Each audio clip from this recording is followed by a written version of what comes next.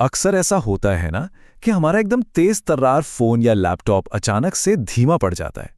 आज के इस विश्लेषण में हम इसी आम समस्या, जिसे टेक्निकल भाषा में थर्मल थ्रॉटलिंग कहते हैं, के पीछे का राज जानेंगे। क्या कभी ऐसा हुआ है कि कोई एकदम नया सुपर फास्ट कंप्यूटर या फोन अचानक से कछुए की चाल चलने लगे, खासकर तब जब कोई भारी भरकम काम कर रहे हो? तो देखिए, इस पहेली के पीछे कोई खराबी नहीं बल्कि एक बहुत ही स्मार्ट प्रक्रिया छिपी है। इसे समझने के लिए ना, चलिए एक बहुत ही सरल सा उदाहरण लेते हैं। जरा सोचिए, एक धावक है जो तेज गर्मी वाले दिन में पूरी रफ्तार से दौड़ रहा है। हाँ, तो ये जो धावक वाला उदाहरण है ना, ये इस पूरी प्रक्रिया को समझने के लिए एकदम सटीक है। आइए देखते हैं कैसे। तो होता क्या है, सबसे पहले धावक अपनी पूरी जान लगाकर फुल स्पीड से दौड़ता है। फिर जाहिर है उसका शरीर गर्म होने लगता है, बहुत ज्यादा गर्म। इसके बाद वो खुद ब खुद धीमा हो जाता है। क्यों? ताकि वो गर्मी से बेहोश होकर गिर ना पड़े। ये एक तरह का नेचुरल सेफ्टी मैकेनिज्म है। और कमाल की बात यह है कि हमारे कंप्यूटर या फोन भी ठीक बिल्कुल यही काम करता है जब वो बहुत ज्यादा गर्म हो जाता है। ये उसका खुद को बचाने का एक तरीका है।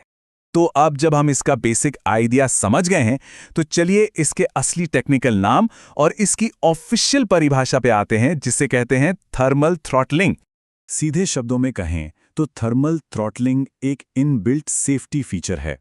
जब कंप्यूटर का प्रोसेसर यानी उसका दिमाग, सीपीयू या जीपीयू बहुत ज्यादा गर्म हो जाता है, तो वो ओवरहीटिंग से होने वाले नुकसान से बचने के लिए अपने आप ही अपनी रफ्तार धीमी कर लेता है।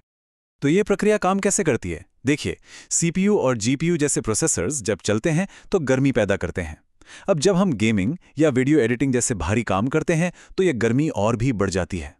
और जैसे ही तापमान एक तय सीमा को पार करता है, एक सेफ्टी रिस्पॉन्स शुरू हो जाता है। ये प्रोसेसर की क्लॉक स्पीड यानी उसकी परफॉर्मेंस को कम कर देता है। और यही वजह है कि एक अच्छा कूलिंग सिस्टम जैसे साफ पंखे और बेहतर एयर फ्लो इस थ्रॉटलिंग को कम करने में मदद करते हैं। चलिए, अब थ्योरी बहुत हो गई, कुछ असल दुनिया के उदाहरण देखते हैं जहां थर्मल थ्रॉटलिंग का अनुभव किया जा सकता है। इसका सबसे आम उदाहरण है एक गेमिंग लैपटॉप। गेमिंग करने वाले इसे अक्सर महसूस करते हैं। तो शुरुआत में सब कुछ एकदम मक्खन की तरह चलता है। प्रोसेसर अपनी पूरी रफ्तार, मान लीजिए 4.0 गीगाहर्ट्ज पर चल रहा होता है।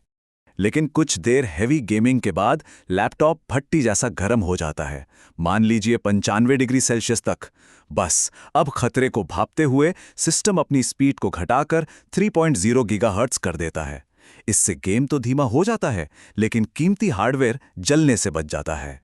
हमारा दूसरा उदाहरण तो और भी आम है, धूप में रखा हुआ स्मार्टफोन। ये तो हम सभी के साथ कभी ना कभी हुआ ही है। जब कोई फोन सीधी धूप में गर्म होने लगता है तो सबसे पहले स्क्रीन की ब्राइटनेस अपने आप कम हो जाती है। फिर ऐप्स धीमी लगने लगती हैं और कभी-कभी स्क्रीन पर ओवरहीटिंग की चेतावनी भी दिखाई दे सकती है। ये सब थर्मल थ्रॉटलिंग का ही नतीजा है, जो फोन को बचा रहा है। अब चलिए इस विषय से जुड़ी कुछ आम गलतफहमियों को दूर करते हैं और जानते हैं कि सच क्या है। एक आम गलती है ये सोचना कि मेरा डिवाइस खराब हो गया है, जबकि असल में ये शायद सिर्फ खुद को बचा रहा है। कुछ लोग कहते हैं कि थ्रॉटलिंग एक खराब डिजाइन है, लेकिन सच तो ये है कि ये एक बहुत जरूरी सेफ्टी फीचर है। और ये सोचना भी गलत है कि सिर्फ लैपटॉप ही थ्रॉटल करते हैं।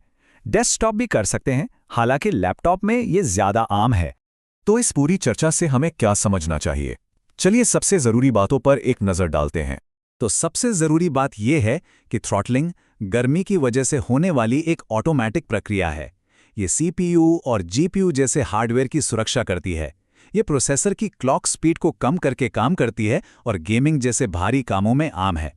सबसे महत्वपूर्ण बात ये इस बात का संकेत है कि सिस्टम ठीक वैसे ही काम कर रहा है जैसा उसे करना चाहिए।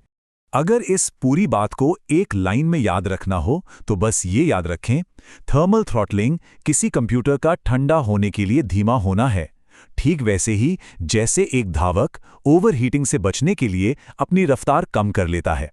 तो अगली बार जब कोई डिवाइस धीमा हो तो ये सवाल सोचने जैसा है, क्या ये खराब हो रहा है या बस अपनी सांसें थाम रहा है ताकि आगे और चल सके।